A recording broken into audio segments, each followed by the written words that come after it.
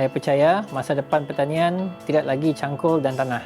Ia tentang teknologi, ilmu dan keberanian untuk berubah. Dari sebuah kebun kecil, saya mulakan langkah dengan satu impian untuk menjadikan pertanian moden sebagai kejayaan masa depan anak muda. Saya, Ahmad Syafiq bin Ahmad Sabirin, pengasas HFE Agro Resources yang Berhad, usahawan di bawah bimbingan program Grant Agropreneur Muda GAM anjuran KPKM. Inilah kisah kejayaan saya.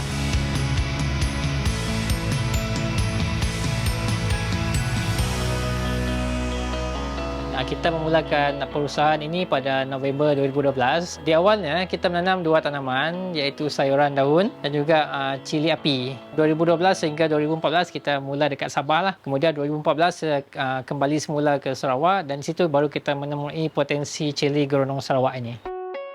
Nak beli sistem fertigasi, baja, pam air, semua memerlukan modal yang besar. Jadi masa fasa awal, saya menggunakan apa yang ada. Beli sikit-sikit, buat sendiri. Tapi untuk terus berkembang, barulah terasa betapa pentingnya ada bantuan teknologi dan juga bimbingan yang betul. Jadi saya mula cari program yang boleh bantu usahawan muda dalam bidang pertanian. Dan saya dapat tahu mengenai program Agropreneur Muda di bawah KPKM. Saat itu, bermula titik perubahan dari kebun kecil dengan sistem manual kepada operasi moden yang menggunakan automasi dan teknologi IoT. IoT adalah Internet of Things. IoT yang kita gunakan sekarang lebih menjurus kepada pertanian supaya kita dapat digitalkan dan juga kita nak upgrade daripada konvensional pergi moden dan terakhir dia pergi yang smart farming, pintar. So ini adalah set IoT smart farming yang diberi oleh pihak KPKM lah, yang mana kita boleh kontrol hanya menggunakan telefon. Contohnya lah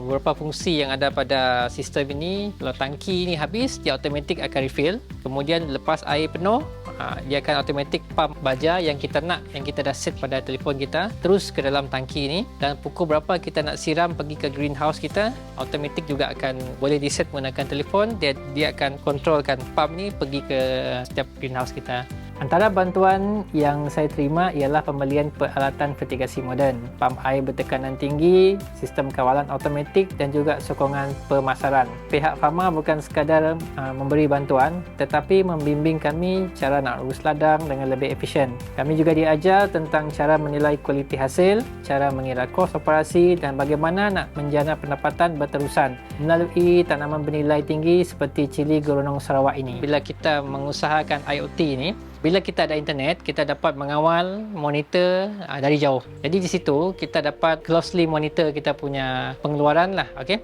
Yang keduanya menjimatkan tenaga buruh. Jadi kita di situ kita dah jimat kos dan juga masa. Dan paling terakhir kita dapat merekod data dan seterusnya produktiviti kita semakin meningkat dengan adanya teknologi IoT ni tadi di ladang kita. Kalau dulu pada tahun pertama saya cuma hasilkan dalam 60 kg cili sahaja. Sekarang pengeluaran dah meningkat kepada lebih 3,600 kg setahun. Nilai jualan juga meningkat daripada sekitar ringgit Malaysia 54,000 kepada lebih ringgit Malaysia 1.7 juta setahun. Itu satu lonjakan yang sangat besar untuk kami di HFE Agro Resources. Sekarang ini kami bukan saja menghasilkan cili Geronong segar tetapi juga mula kembangkan kepada produk hiliran seperti sos dan pes masakan dengan jenama Hi-Fix. Industri ini dia boleh pergi jauh. Cuma kita kena sedikit tukar persepsi kita bahawa bidang pertanian ini dia standing dengan bidang-bidang yang lain ada di luar.